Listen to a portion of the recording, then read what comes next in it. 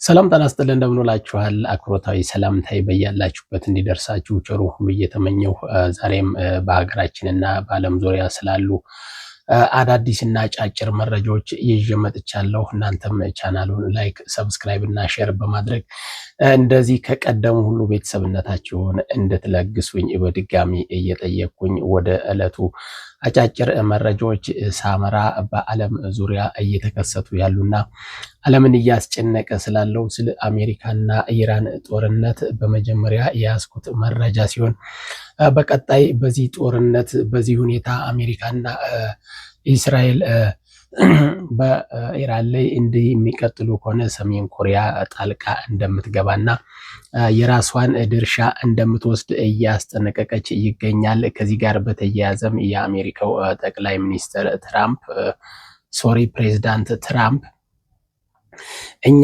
ካልፈለግን በስተቀር በምንም ታምር ጦርነቱ ሊቆም የሚችልበት ሁኔታ የለም ሲሉ በሌላ ወገን ሲናገሩ፣ የራሽያው ፕሬዝዳንት ቭላዲሚር ፑቲንም በውስጥ ለኢራን እያገዙ እንደሆነ እየተነገረ ነው።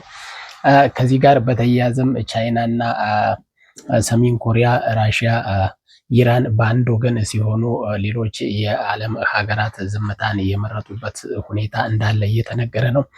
ኢራንም እነዚህን የአረብ ሊግ የሚባሉ ሀገራት ላይ ከፍተኛ ጥቃት እየሰነዘረች እና የአረቡ ዓለም እየተጨነቀ ያለበት ሁኔታ እንዳለ በስፋት እየተነገረ ነው። ፋሪስ አካባቢ ያሉ ሀገራት በብዛት ያሉበት ሁኔታ ጥሩ እንዳልሆነና ወጦ ለመግባት እየተሳቀቁ ያሉበት ሁኔታም እንዳለ ተነግሯል። ከዚህ ጋር በተያያዘ በኢራን የሞቱ የሲቪሊያን ብዛትም እያሻቀበ እንደሆነ ይነገራል። እስራኤልም ከሞቱት ሰዎቿ ለመናገር የተቆጠበችበት ሁኔታ ቢኖርም ቴልአቪቭ ዛሬ በታሰበው ሁኔታ በነፃነት እየተንቀሳቀሰች እንዳልሆነ ተነግሯል።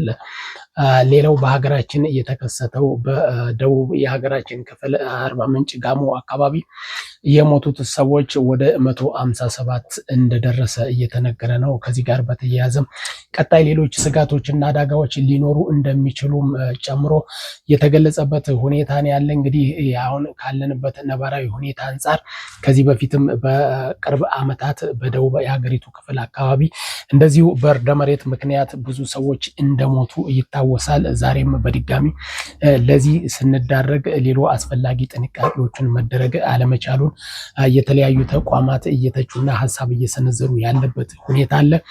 አድማጭ ተመልካቾች አብራችሁኝ ስለቆያችሁ እጅግ በጣም አመሰግናለሁ። ቻናሉን ላይክ፣ ሰብስክራይብ እና ሼር እንድታደርጉ በድጋሚ እየጠየኩኝ ለዛሬ ያስኳቸው አጫጭር መረጃዎች እኒን ይመስሉ ነበረ። በሌላ ርዕስ እስከምመለስ መልካሙን ሁሉ ተመኘሁ። ጤና ይስጥልን።